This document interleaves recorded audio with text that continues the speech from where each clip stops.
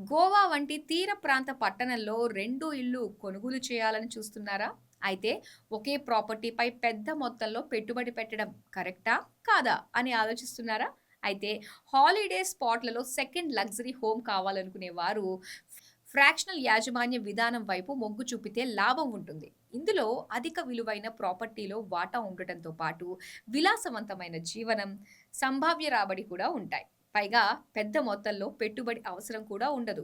Luxury holiday villa లేదా వాణిజ్య భవనంలో ఒక ఫ్లోర్ వంటి రియల్ ఎస్టేట్ ప్రాపర్టీకి సహా యజమానిగా ఉండటమే ఫ్రాక్షనల్ యాజమాన్యం.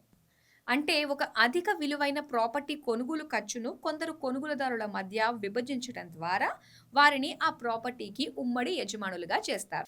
సాధారణంగా స్పెషల్ పర్పస్ వెహికల్ ద్వారా నిర్వహిస్తారు. ఇందులో ప్రతి పెట్టుబడిదారుడు అద్దె ఆదాయం, అమ్మకపు ఆదాయంలో అనుపాత వాటాకు అర్హులు. ఈ నేపథ్యంలో పెట్టుబడిదారులు 8% లేదా అంతకంటే ఎక్కువ మూలధన పెరుగుదలతో పాటు ప్రతి సంవత్సరం ప్రాపర్టీని పరిమితికి వ్యక్తిగత వినియోగం కింద కూడా ఆస్వాదించవచ్చు.